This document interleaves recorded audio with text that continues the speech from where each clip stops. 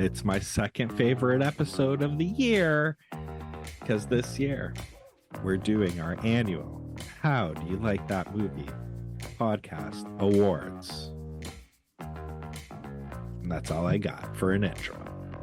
And those awards are best of 2022 for all of those that are wondering like what random fucking awards we're throwing out here. Thanks, Scott. Thanks for being a professional after 3 years. So that's good. That's good.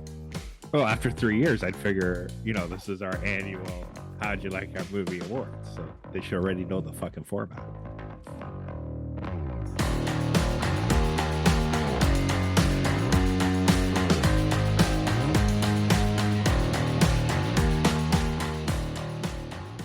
Hey, everybody, and welcome to this week's episode of How'd You Like That Movie?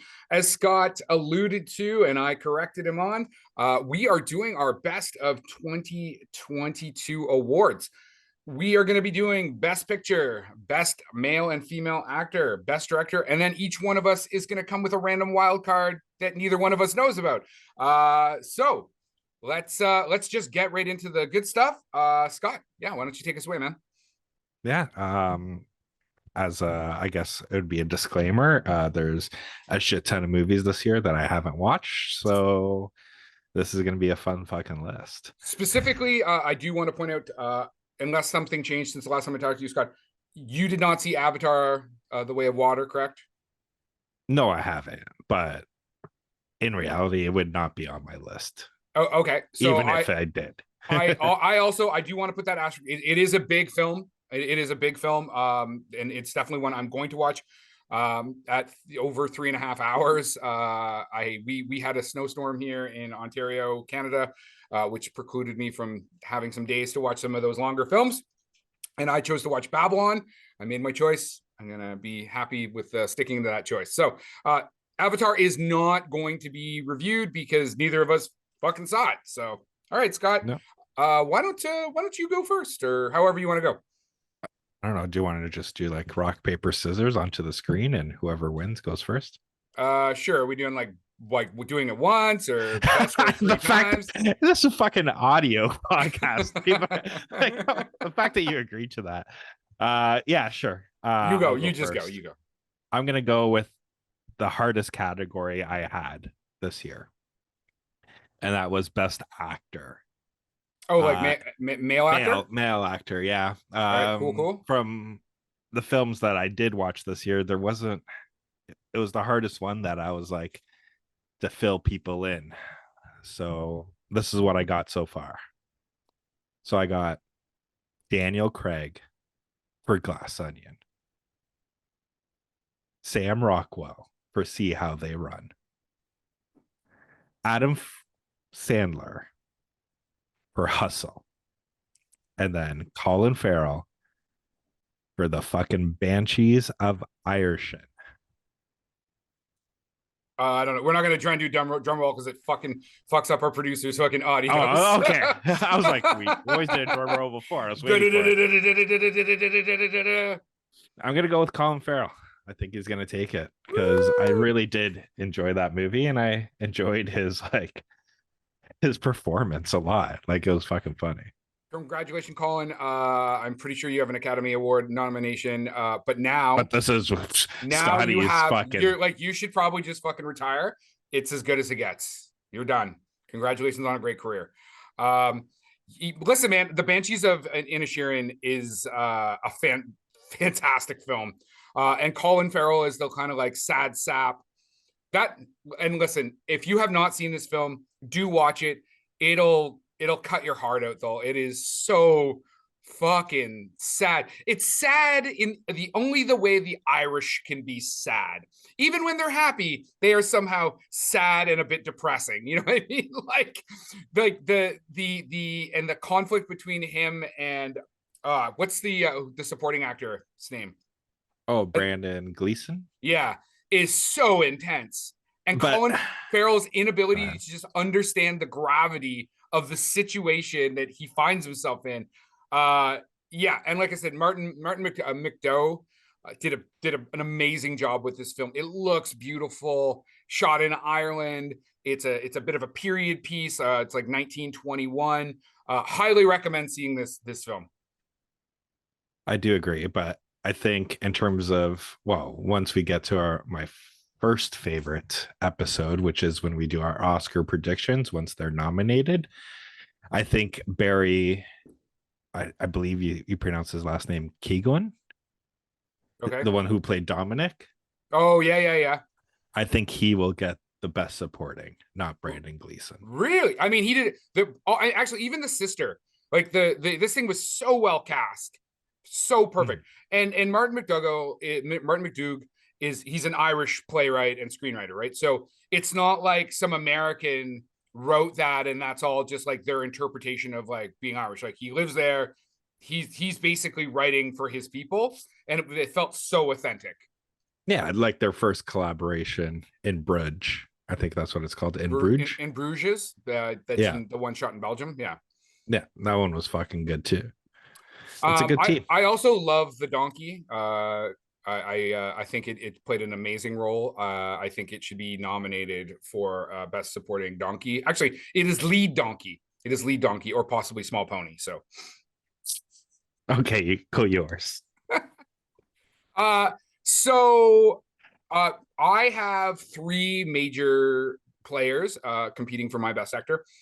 Austin Butler, obviously, Elvis. I don't know how you did not put him in the list. Like the guy, transformative fucking performance.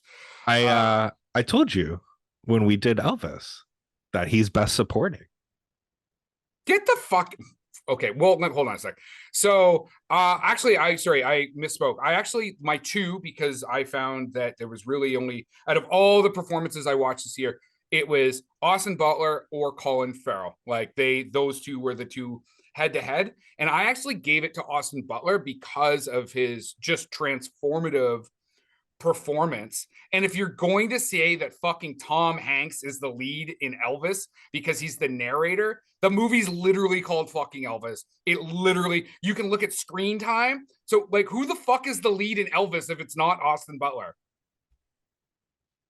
The donkey from the Banshee of Inisherin? Like, what the fuck, Scott? Come on. Listen, when we did Elvis, go back, listen to our episode. I put what was the play in which they pull a Once Upon a Time in America, where technically Brad Hollywood. Once Upon a Time in Hollywood. Yeah. Once Upon a Time in Hollywood. Where technically the other one's a Sergio Leone picture about like 1920s gang. Yeah. That they probably did the same thing on that one too, but where Brad Pitt's the lead, but they put him in best supporting just so he can fucking win it. And I think that's what they're gonna do. You don't think? You don't. First off, so Brad Pitt is a supporting fucking character in Once Upon, because it's essentially an ensemble cast, right? And it is about. But you follow him way more than you follow him way more than Rick Dalton. Yeah, maybe.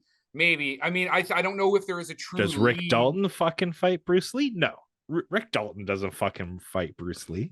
So listen, actually, so you may be right that they did that in order to kind of help him get his Oscar win. I think it's more because of the ensemble cast aspect of Once Upon. But you can't just put Austin Butler in the supporting role. You can't, like, no one's gonna go, yeah. He's 100% a supporting fucking character in the movie about him. Are you saying no one puts Butler in the corner? He's in there with Baby. So yeah, I'm giving it to Austin Butler. It was tough. I loved Colin Farrell's performance. It's just Austin Butler becomes Elvis. I purposely even had to like sit down and rewatch Elvis. I also wanted to see if it would translate to the small screen, and I was like, fuck this guy. Like the moves, the fact that he does some of the singing, like when you literally become like a real other person, probably one of the most famous, if not the most famous pop star in the history of, that's definitely North American music. I'm sorry, man. Austin, you got my vote, baby. Yeah, it is impressive too, especially after the movie came out, that you found out that in terms of when they were recording the Elvis like concert performances, he literally did the whole concert every time. Like he learned.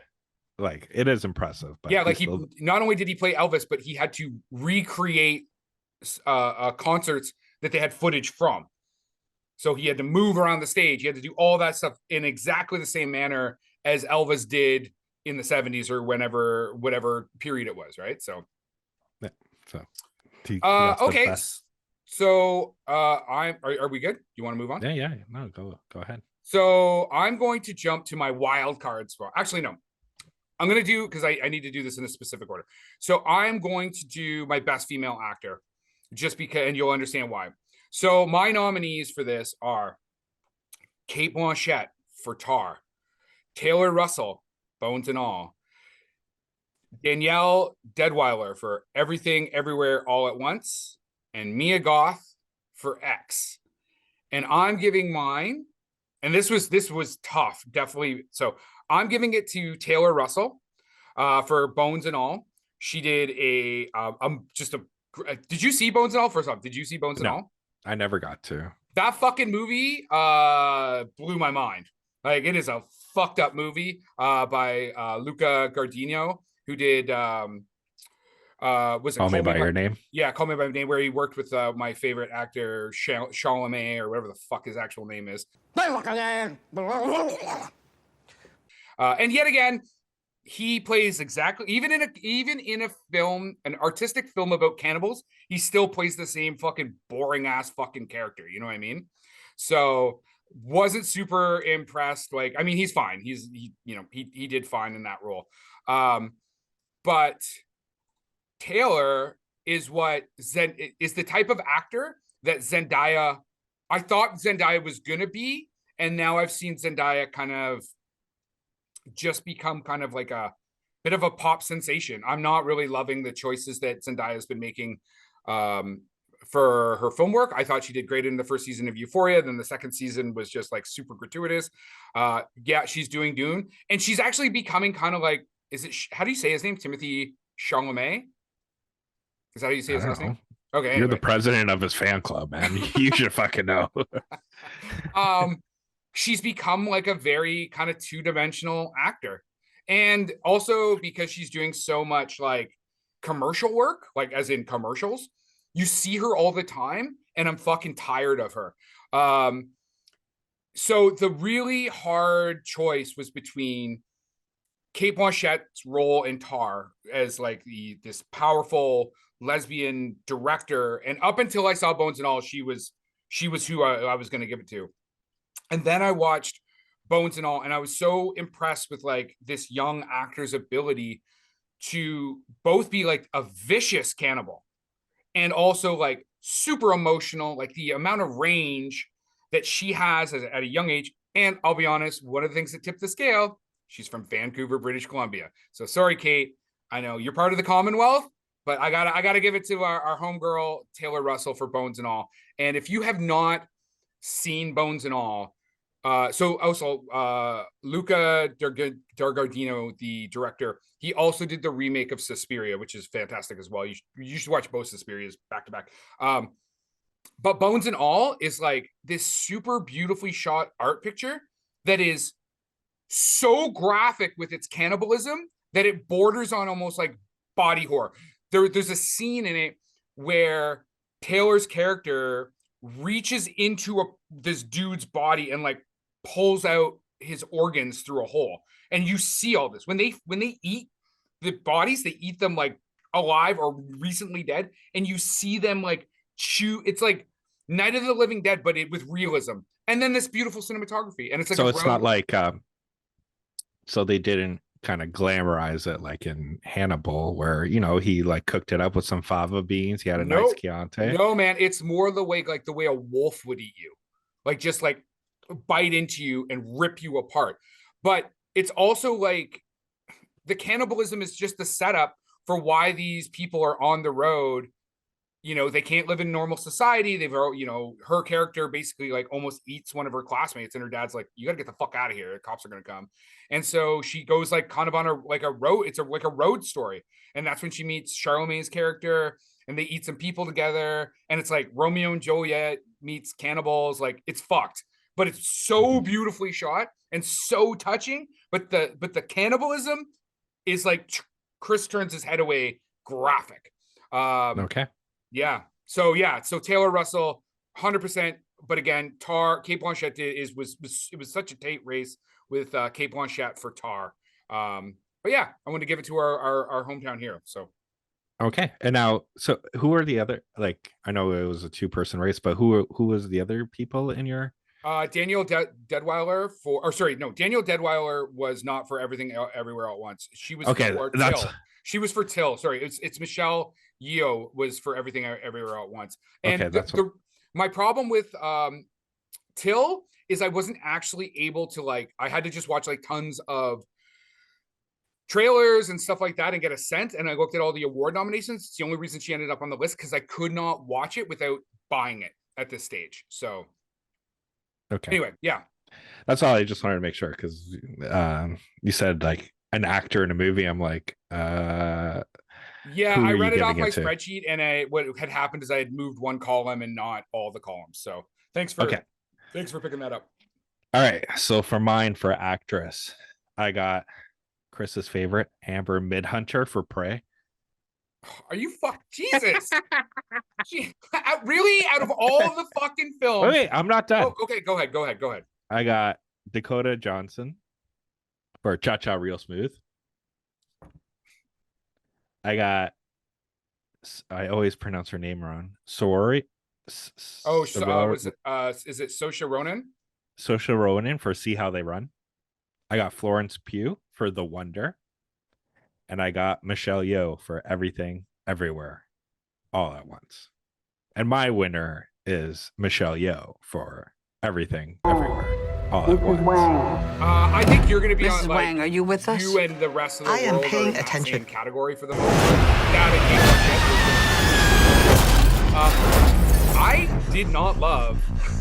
I know every critic out there is like just jerking their cock off for this film.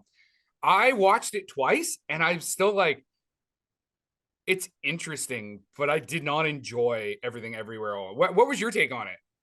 I did like it. It's, you know, it's what Doctor Strange 2 should have been. But it also, I think, in terms of not only the whole multiverse, I'm another version of another universe. I'm here because we need your help. Was well done. But very busy today. The fact that her going through all these lives, and you see the subtle changes of each little universe, and that's what gets her technically to come to her journey, where, you know, where she's able to overcome technically her own prejudice, because by living through that multiverse of lives, she got to kind of go on what the antagonist journey was, because I don't want to give it away if you haven't watched it. And, you know, I think it coming together in the nice bow kind of at the end, it was really well done. But it's what the miniverse is. And you, for me, it's maybe your only chance of stopping it. Don't make me fight. Enjoyed it, and, you know, nothing. Well, and this revives basically Michelle. Is it Yeoh or no? Yeoh? She's been fucking hold on. potatoes. So she got injured because she was in Crouching Tiger, Hidden Dragon. She's a stunt performer as well, and she got injured. And it was actually, get ready to drink, a conversation with Quentin Tarantino where he was like, "Hey man, you just gotta get back on the horse." So, but this brought her back into like the forefront. Like, she was huge after Crouching Tiger, Hidden Dragon, and now she is like super fucking on fire again. But you can thank QT for that. I was gonna say you could thank Star Trek Discovery, because when she went on that show and people got to see her once more and just fucking see her daily and fall in love with her again, I think that helped too. Okay. But, you know, geek cred. All right, so next I'm gonna do my wild card. And my wild card is my favorite fucking popcorn movie of the year. Nice. It's not the best picture, but it's one that I can just sit down and be like, fuck yeah, eat some popcorn and enjoy it.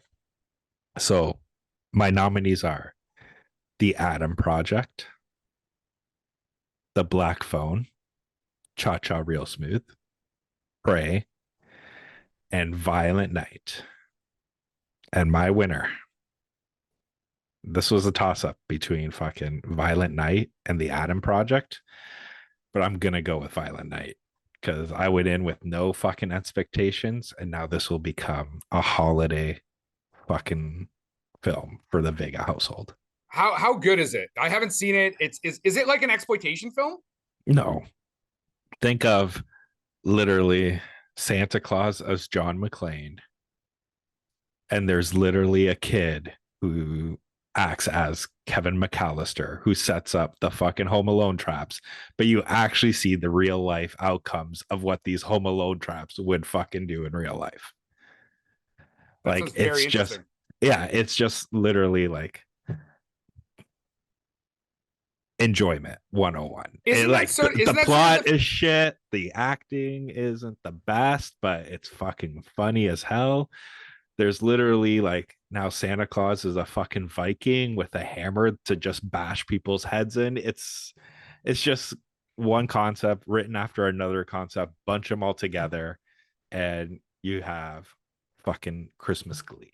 That's almost like, it's not 100% similar, but kind of similar to, remember the beginning of Scrooged, the like fake TV movie that they have where like it's like James Bond comes to rescue Santa or whatever. Yeah.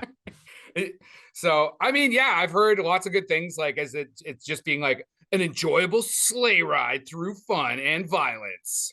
Yeah, it's just I like original IPs, but it also has a nostalgia factor, but you don't realize it till it happens, and you're like, holy fuck. And they're even referencing like kind of like the movies that is going on, right? Like, so to me, I enjoyed it. My kid enjoyed it when we went to go watch it, but it was super fun. How the fuck is Cha Cha Real Smooth in two of your categories? It was the dog shit fucking movie from a dog shit fucking director who had like one fucking little hit with some bullshit college shit, and they keep giving this fucking clown work, and it's somehow in two of your categories of best picture. I have a list of films that were like better than that didn't even make my top of my list, and you've got this shit movie in two of your categories. Come on, man. Come on. Well, you owe our fucking listeners more. Sometimes it may be good, sometimes it may be shit. Yeah, like instead of your fucking, I can't wait for your black and white Russian noir that you're gonna come out with. Like, I'm real, man. Like, I don't need to watch every fucking indie movie. It's some movies, it like I said, like for me, it was about enjoyment. Did I enjoy it? And I did, right? And I thought, like, in terms of her performance, like you noticed that the main actor guy didn't make it on my list because I thought his performance, but it was on your list of best popcorn movies. Yeah, not best fit. It's not a best picture. It's a best popcorn movie. You just associate yourself with the lead protagonist because he had a bat mitzvah, and before your confirmation or after your confirmation, you realize I can be a confirmation DJ or party host or whatever. You're like the cat. You wanted to do the Catholic version of his character. It's more the opposite. I see a hint of jealousy in your tone. You're like, how the fuck is this guy getting Apple money when I can't even get fucking Ava Mac money? yeah, exactly. I gotta pay my money, and he's getting Apple money, green movies on the fur. Anyway, so you know what? I'll do my wild card, which is actually similar to yours in the sense of I did movies you should watch and you maybe haven't, like movies you should see and maybe you haven't. And this is why I want to do my best female actor first, because originally Bones and All was in that list, in that category. But I was able to talk about it. Obviously, I think you should watch Bones and All to see Taylor Russell's performance. So the two kind of like standouts for me were Marcel the Shell with Shoes On, which is so fucking touching. Even though it's not the one that wins, you should watch this movie. It's a family movie. I'm surprised it's not on your list. It is the most family fucking movie we've seen this year. And I'm surprised you just, and your kids and your wife didn't just like sit around and watch that mockumentary. But I want the Oscars to be like you, where they nominate the people and the nominees are Marcel. Not gonna win, but next. Also not gonna win. Hey, thanks for coming out. Enjoy your free coupon on the way out. So the film I'm actually gonna give it to is He just nominated one, so it's a 2-horse race. Yeah, it's a 2-horse race for this, because the other ones, if they were good enough, they would have been in my best picture or whatever. And like I said, I had to pull Bones and All, so Bones and All would have been in there, but I already talked about it. Listen, man, I'm 50% of this fucking show is mine. I can do whatever I want. So I am going to do the Indian Extravaganza by SS Rajamouli, RRR. It's like 3.5 hours of fucking Mission Impossible, Die Hard. Actually, not Die Hard. It's Mission Impossible goes Bollywood with singing and dancing and fighting the British Imperial invaders. It's fucking insane. Like, you probably cannot eat this thing all in one go, but the action sequences are fucking off the fucking hook. It's got horses and motorcycles doing all the stuff that Tom Cruise would do, and then they go da da da, and then they dance around and have fucking 5-minute fucking singing. It's fucking blow your fucking mind. And hold on, and it's on Netflix, so you don't have to fucking rent it. Just go watch this fucking thing. Watch it in 6 sections if you need to. But watch it. It's fucking insane, man. It is on. I'll cross it off my list now, but it is on my best films list.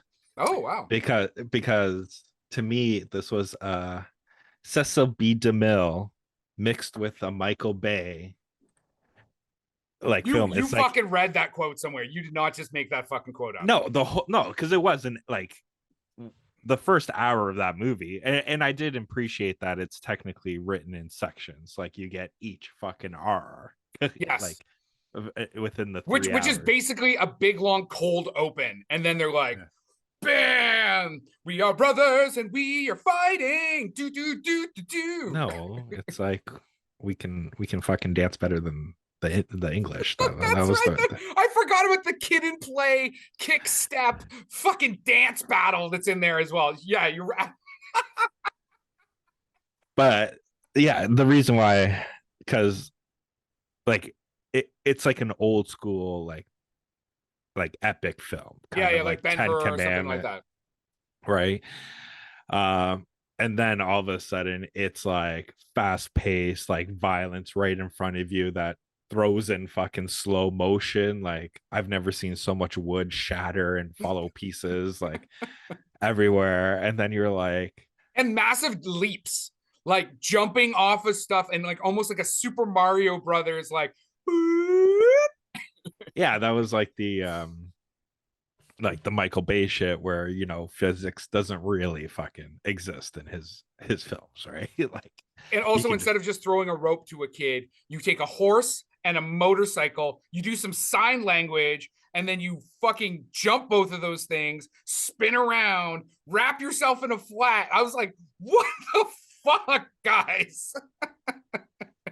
Yeah, but it was like, I enjoyed the film too. I honestly didn't think you were gonna watch it. I'm not gonna lie. I did not think you were gonna watch it, just based off the time that it would take. Oh, I had to watch it in sections. And the violence too, like the intimate violence is like when the young mother gets hit at the beginning, like I had to turn my head away. I was like, this is fucking intense, man. Like, they did not pull any punches. On that, so I work with a bunch of Sikh guys, and I was like, hey, what did you think of RR? Then they were like, oh man, in the theater, people are like yelling at the screen, and it's like this big event, and people are going like mad in the theater and just like screaming and like laughing and singing and stuff. And I'm like, oh, that's interesting. It kind of reminds me of in Quentin Tarantino's book, Cinema Speculation. He talks about going to 70s exploitation films with his mom's boyfriend, who happened to be black. And he said that was something that he noticed very different between like white audiences and black audiences in the 70s. White audiences, they watched the movie, they maybe clap, that's it. Where black audiences would just like scream at the screen. And like, if the film was good, they'd be like, yeah, right on. And if it sucked, they would be like, cocksucker motherfucker and shit like that, and yell it at the screen. And the way that my coworker explained this experience, I was like, it kind of sounds very similar, like getting right into the movie. So maybe we should get we can get like our local Cambridge audience to be more interactive with the theater. So sure, like literally, like it's a fucking Netflix 3.5 hour movie, and you gotta fucking throw Quentin Tarantino when he was a child. Like, come on. Okay. Anyways, yeah, your turn. Well, I am going to. I guess I got to do best director because we try to save best picture. So for best director, I've got Damien Chazelle for Babylon, Baz Luhrmann for Elvis, and I did have Martin McDougall for The Banshees of Inisherin, and of course,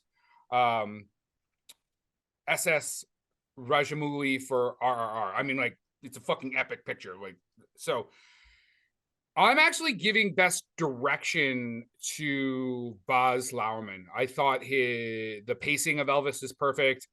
There's no scenes in there that like drag out, and everything there is either there for exposition or like it has a requirement.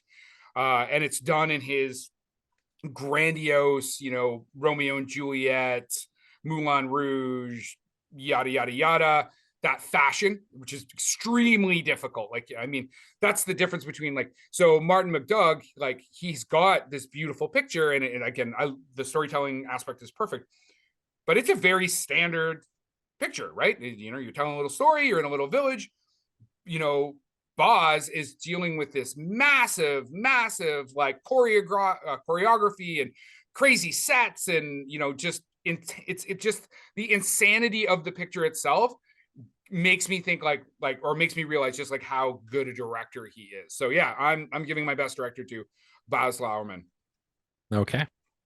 He did not make my list, but of course not. It's some fucking When Harry Met Sally remake with fucking bullshit. No, I had to like he was in, see, unlike you, like I tried to keep it around 5 people, right? Like tried to do it kind of like the Oscars, not just fuck, we got to record in an hour, I just need 2 fucking movies each one. Hold on, I got a question for you though. I know you said that regardless, Avatar 2 probably wouldn't be on your list. Do you think that James Cameron might have made your list as a director just because? No. I mean, no, really. Even with like the technological advancements that he brings to the film. But that's the thing. I think Avatar is gonna win, even without watching the fucking movie. I think it's gonna win every technical award this year. Okay. You think it'll get a Best Picture nod? I don't know. I don't think. I think they're just gonna do it for the fucking technical shit. So you don't even, so he's not even gonna get the director nod. I don't think so. I don't, because if I'm not mistaken, he got it for the first one. Okay. Right? And I don't think they're gonna give it to him for the sequel, even though it's been a while since he's recorded something or filmed something. I think they'll just be like, okay, technically this is just a continuation of the first one, kind of like Peter fucking Jackson, where they just fucking threw him in for Return of the King because they're like, okay, his whole story is now fucking done, so we'll just put it on the last one. Sure. Okay, but as I was saying, it was like, because I tried to keep it to 5, so Luhrmann was on there, but then I had to knock him off for this guy who I'm super surprised you didn't throw on, and his name is Joseph Kosinski for Top Gun Maverick. Yeah, no, it was on my short list, and then it got shortlisted right off. So I also got Sebastian Leal for The Wonder, Tom George for See How They Run. If you haven't watched See How They Run, fucking go watch it. It's on my list to watch. That's for sure.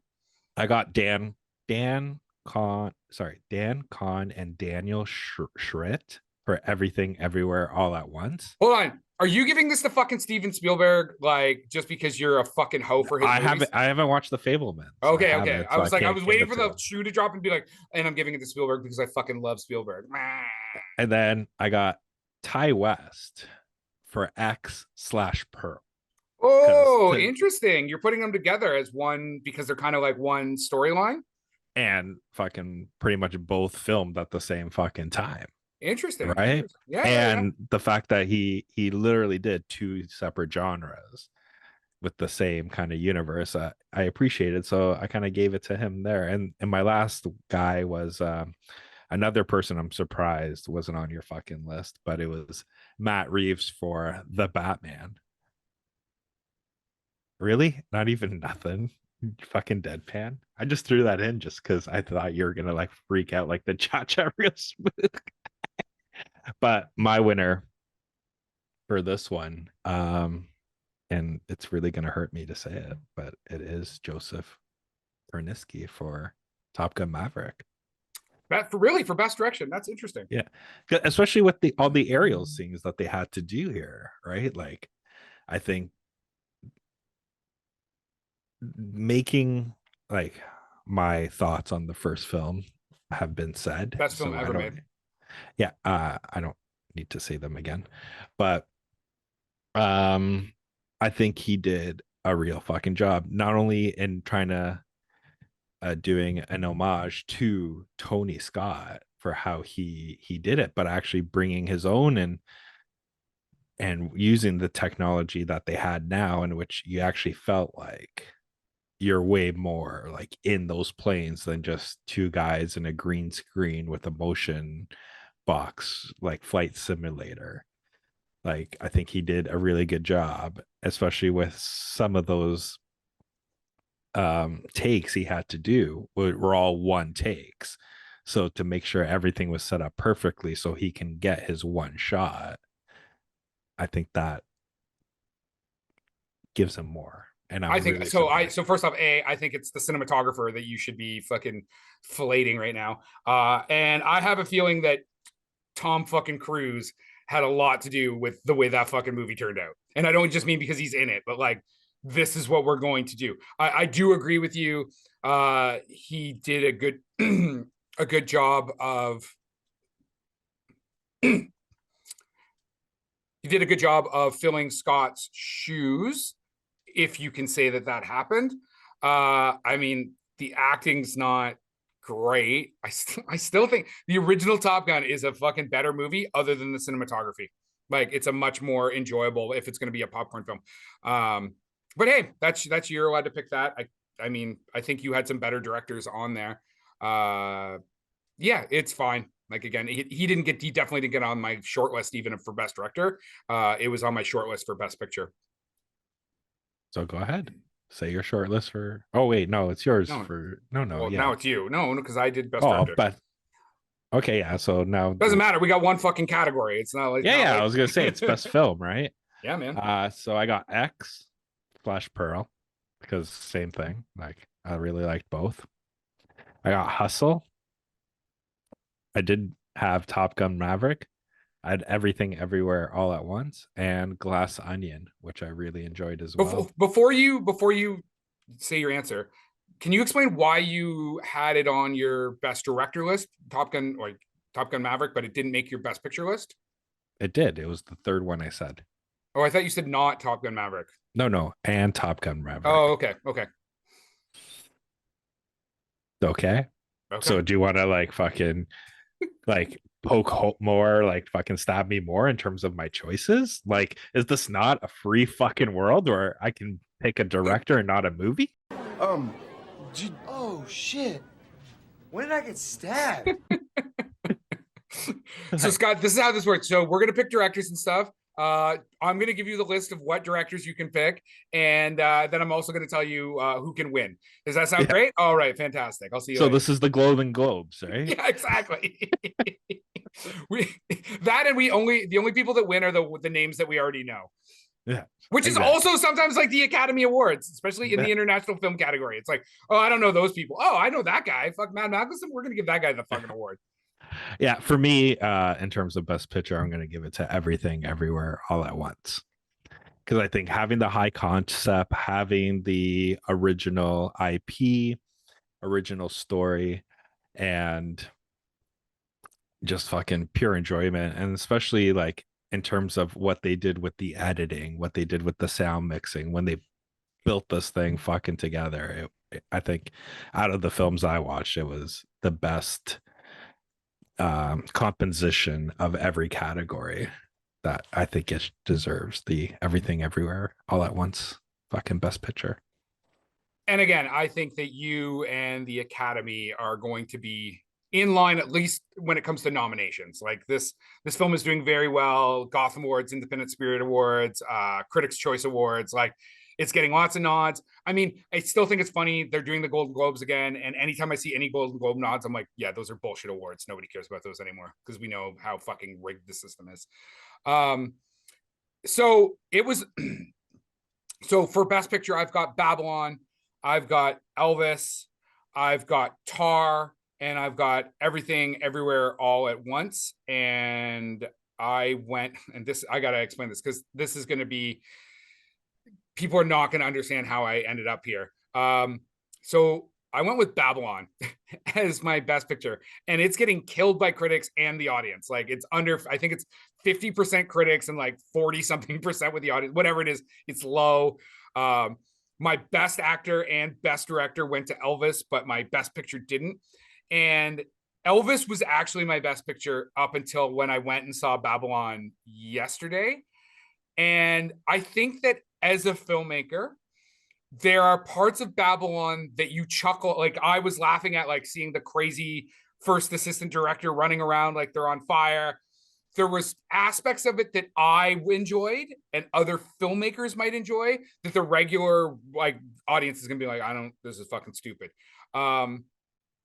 It was super luscious to watch. It and Elvis were just like toe to toe. And the thing that put it over the top is I got it. It was the orgy scene.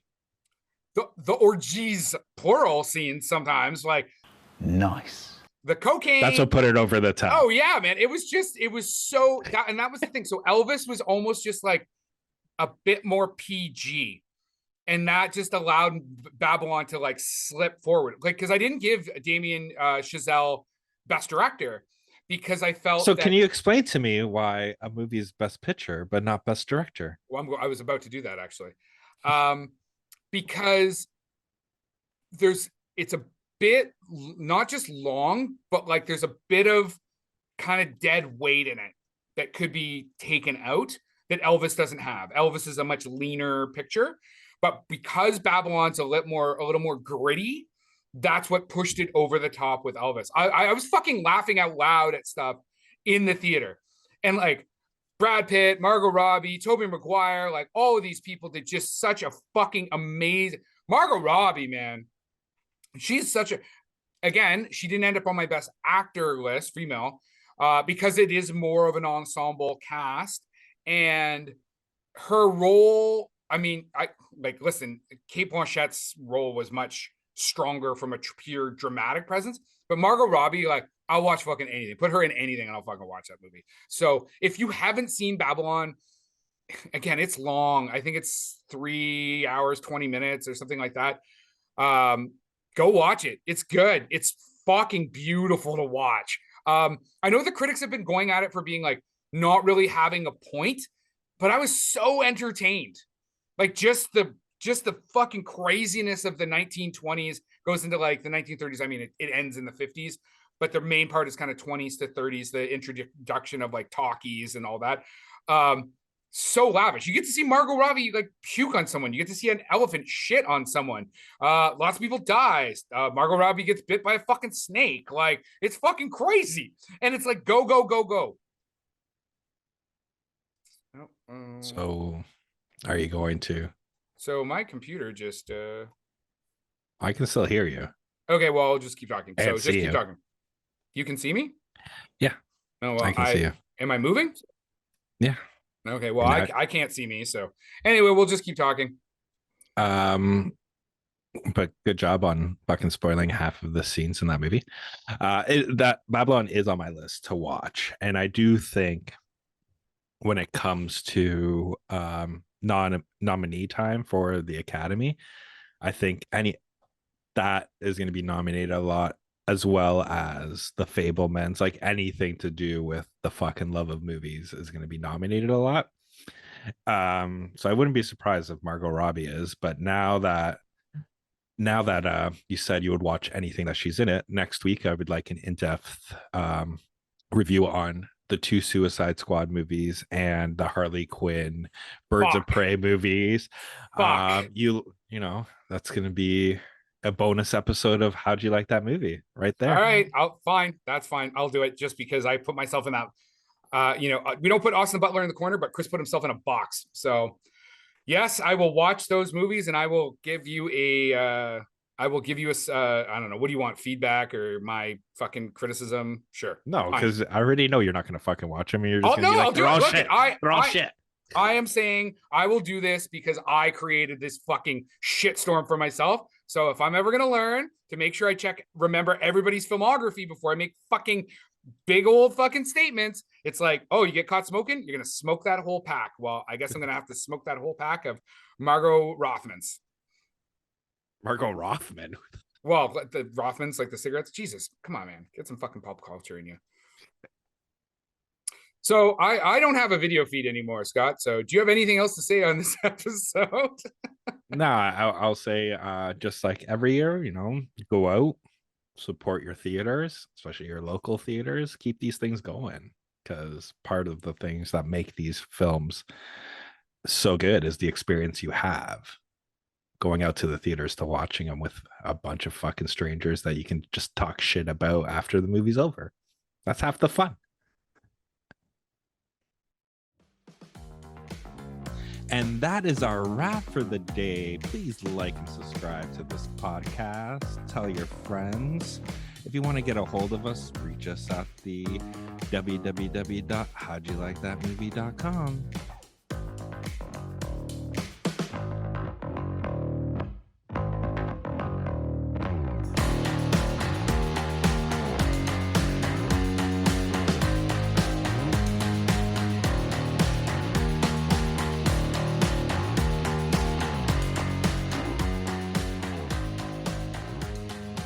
I think that was a good show. What do you think? Yeah, I enjoyed it. We should do one too that for the films we did not enjoy or were disappointed on. I already talked about those. Those were all the ones you picked. Fuck you. Cha-Cha Real Smooth is in every one of my categories for that. So, well, there you go. Except maybe Best Bar Mitzvah of 2022. I don't know. There's plenty of bar mitzvahs. So many bar mitzvahs, so little time. Production by Rod Shaver, Vader Monkey Productions.